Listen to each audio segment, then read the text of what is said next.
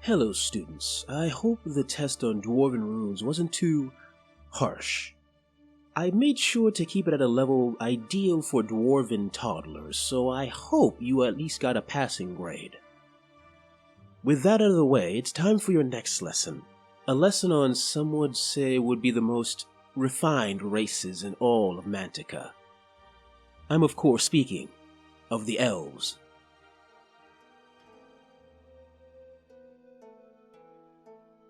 Unlike the dwarves, whose tales are mostly unknown, the elves, or kindred as they occasionally call themselves, are entwined with most of Panathor's history. During the Time of Light, the greatest scholars, magicians, warriors, and leaders were elves, which is unsurprising. They, out of all the creations of the gods, were, for lack of a better term, the most blessed. They are extremely attractive by most races' standards, immune to the dimming of the mind due to age, resistant to disease, naturally gifted with magic. If you want a more specific example of their advantages, especially their physical forms, look at their most common soldiers. The spear in the hands of a human is an effective weapon, but in the hands of kindred warriors, specifically the tall spears, they reach levels of effectiveness that no humans could match. The precise control that the elves have over their forms, allowing them to form highly regimented battle lines that can outmaneuver most foes. And that's just in melee. Place the bow in the hands of kindred archers or kindred gladestalkers, and you have a unit of warriors whose every shot guarantees an enemy's death. It's no wonder the bow has such meaning in elven culture, and also why they despise the brutality and lack of elegance of the dwarven gun. Any fool can use a gun. An elf masters a bow. So I ask you, why do the elves seem to be slowly sinking into the back end of history? That sadly is due first to the God War, and secondly, the war with Winter centuries later. As you know, the God War occurred when the greatest elf in history was tricked into an inadvisable action. This action split the Celestians into opposing gods, and caused a war we still feel the effects of today. And if that wasn't enough, the war with Winter later devastated their country of Elven home, the birthplace of the elves, turning most of its lush lands and beautiful cities to empty desert, or the bottom of a new turbulent ocean. To most races, these events would be unfortunate, but they would eventually move on with their lives, and their cultures would adapt. The elves are different. The elves have much longer lives than most, so some of them still remember the previous majesty of their now devastated home. And additionally, elves feel emotions much deeper than other races, so things like the shock of a land devastated, or the cultural guilt of one of their greatest almost causing the end of the world, still lingers in them to this day. This has resulted in a culture of melancholy and regret. Their art is full of dirges describing the death of what they once had, and honestly depressing poems that, although beautiful, can get rather tiring.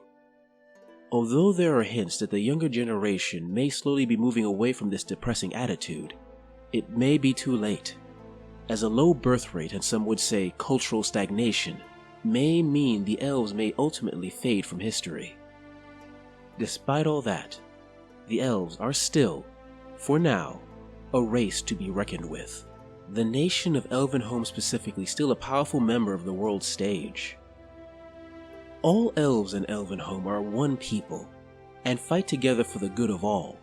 However, various parts of the nation have birthed distinct cultures and attitudes that might still snipe at each other on occasion.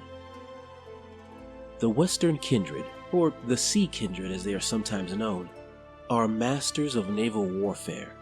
The cities along its coast sending out fleets whose skilled crews put all others to shame.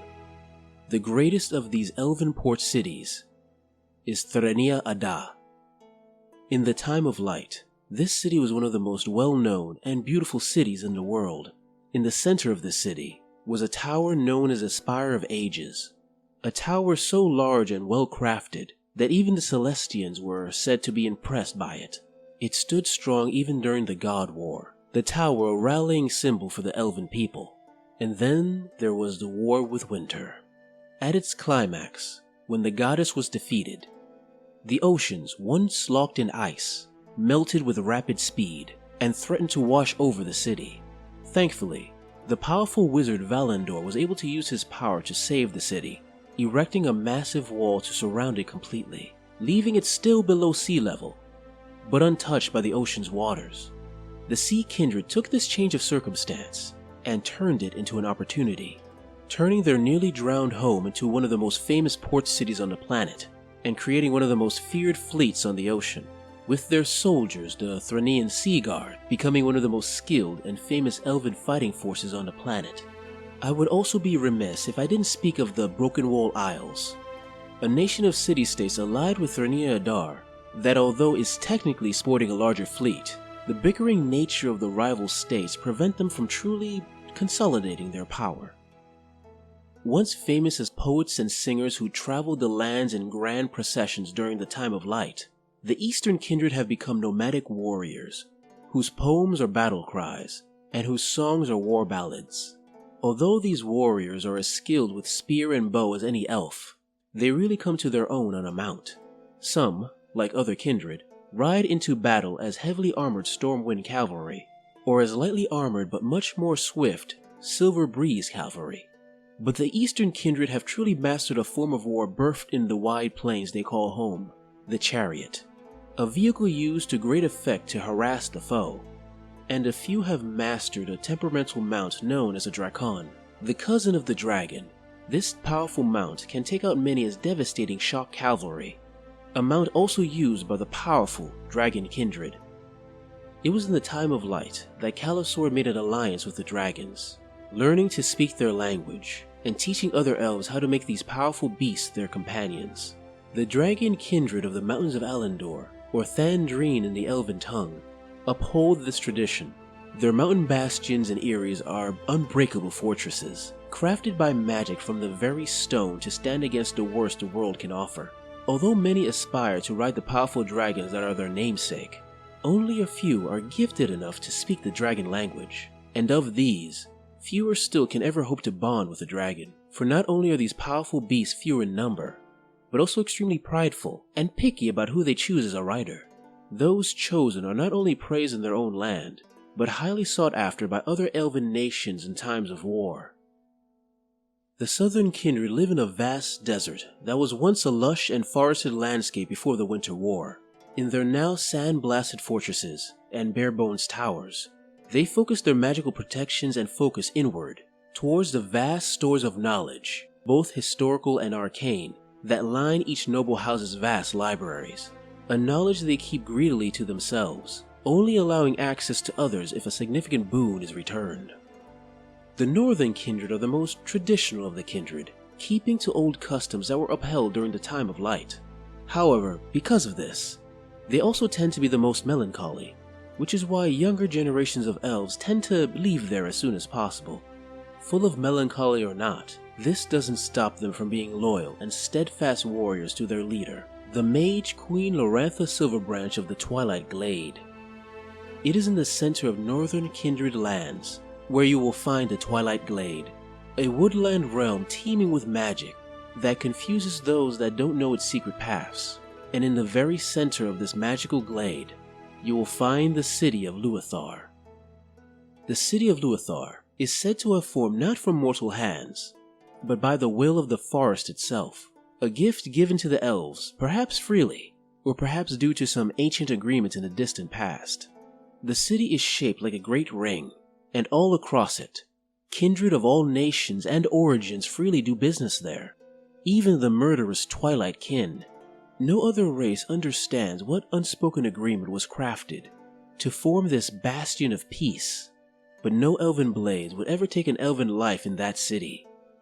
Beneath the city is the true center of the Twilight Glade, a place of such arcane power that reality itself seems to bend, and it is said paths to other worlds and times exist. Although attempting to travel such paths is said to be truly perilous, only those most beloved by the forest can move there, and the most beloved of them all is the Mage Queen, whose court is respected across all of Mantica. And who leads these various kindred to war? the nobility of their respective kingdoms. Princes, queens, kings, and archmages are taught from a young age to lead from the front and be an example to their people, to be above the petty concerns of their courts and think of the well-being of their fellow kindred. Whether they actually follow that example is another thing entirely.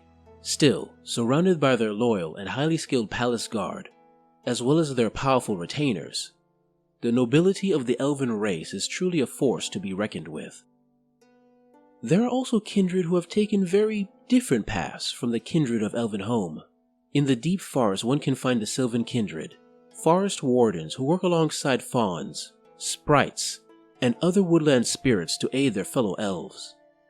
In the far north, you will find the Ice Kindred, said to be part of a northern alliance that could become quite the power given enough time. And in darker parts of the world, you will find the Twilight Kindred, dark souls who breathe in pain and murder as other races breathe in air. I will speak more of these types of kindred in a future class. Well, students, I hope this class has been helpful. Come back soon, and we will speak of one of the most powerful and dangerous forces in all of Mantica, the Abyss.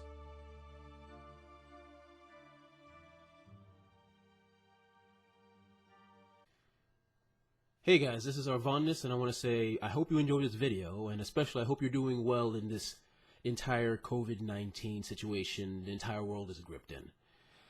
If you liked the video, please like, subscribe, and comment, and if you're inclined, press that little bell so you know whenever we're going to post a video. But if you really like it, if you have the cash and the time, please send a little money, I can't speak words today, sorry. Send a little money my way through my Patreon or my Ko-fi account. The extra money gives me the time I need to work on these stories I love. Thanks for listening/watching. Stay safe, and I'll see you next time.